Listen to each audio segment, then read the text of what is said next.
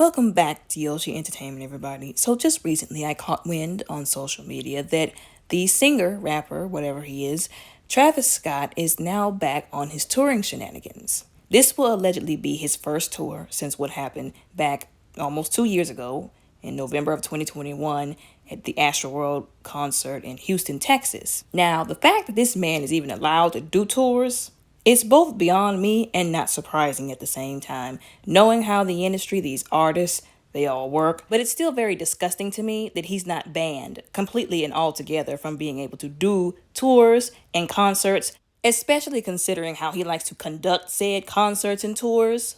And because it would seem every time he has one, people get hurt. Now, the judges, allegedly, from what it seems like, just decided to not even hold this man accountable. Now, people were saying, oh, well, he did like settlements with some of the families of the deceased individuals.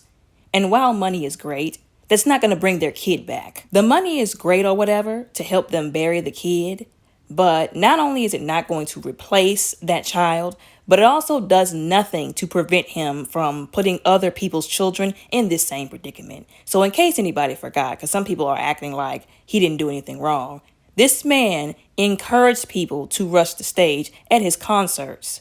He's known for doing this. He's done it before. The Astroworld concert was just the first time that it ended in fatalities, but people have been hurt in the tens, if you will, during one of his concerts because of the endangerment of lives and people's safety due to recklessness. I've said about 1,000 times, people need to start being held accountable for the influence that they have over other people. And if you don't think that they should, picture yourself in the shoes of those parents who got the phone call or was visited by the police to tell them that their child was gone because this idiot of a rapper told his followers to rush the stage. I be seeing a lot of, oh, they shouldn't have been there. Why were they there? Why were they at home? I agree that nobody should be attending his performances because quite frankly, they're demonic and disgusting. Although these kids probably thought a lot of him, they thought something enough of him to go see him perform on stage. Do they deserve to get trampled because they just wanted to be there? There could have been somebody just there just to be there to enjoy his music. Like I said, there's nothing to enjoy because it's demonic, but they wanted to enjoy his music and his performance. And the thanks they got was him telling these people to rush the stage and then getting trampled.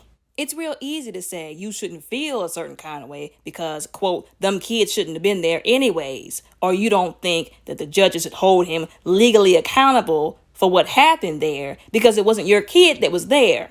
Let that have been your kid, your son, your daughter, your brother, your mama, y'all would be pissed. And everybody knows this. So anybody who thinks he's not accountable or shouldn't be held legally accountable can miss me with that.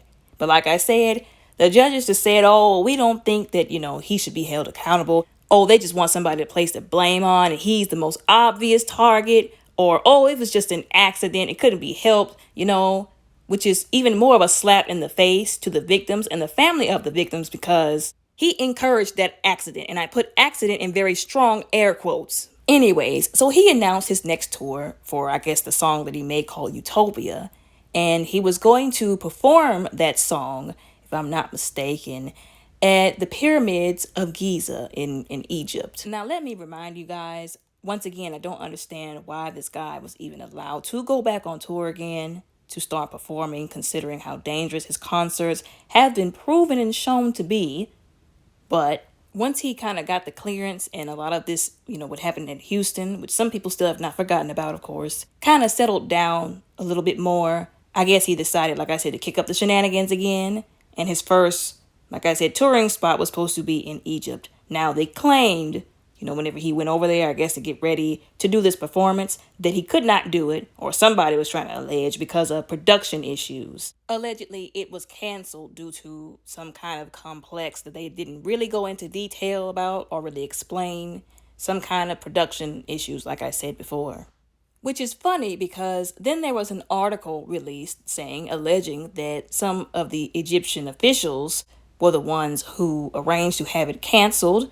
Allegedly, they had his concert permit revoked, and I was like, finally, somebody has done something right concerning these performances of his.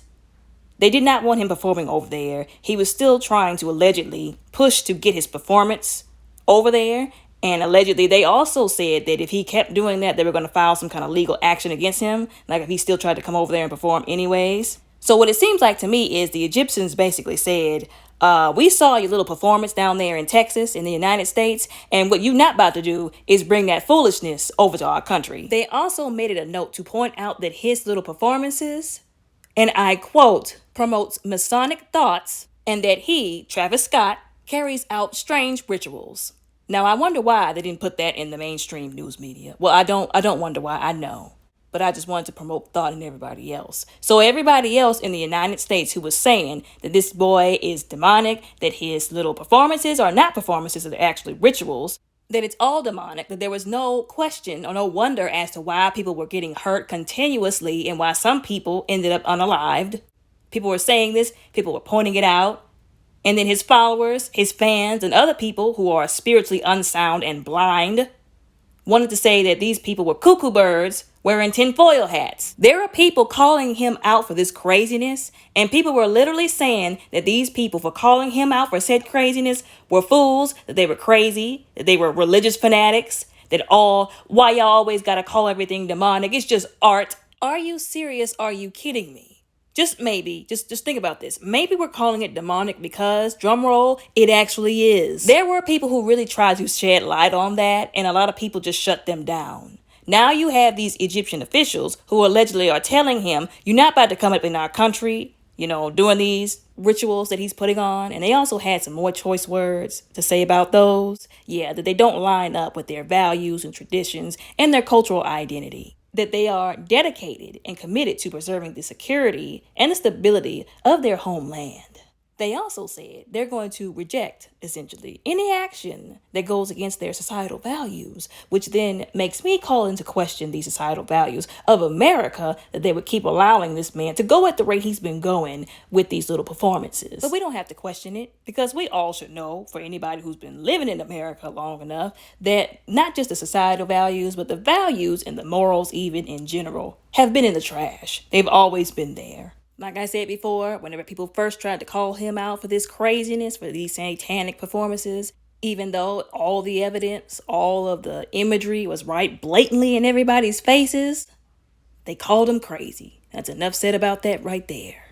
There was even an Egyptian lawyer who labeled Travis Scott, and I quote, a Masonic, satanic, and devil worshiper with a dark history. It's crazy to me that it took a whole nother government's officials, a whole nother country's officials, to call this man out and his rituals for what they are, exactly that. But the people right here in America were either too blind to see it or just didn't want to. And the people who weren't were called crazy.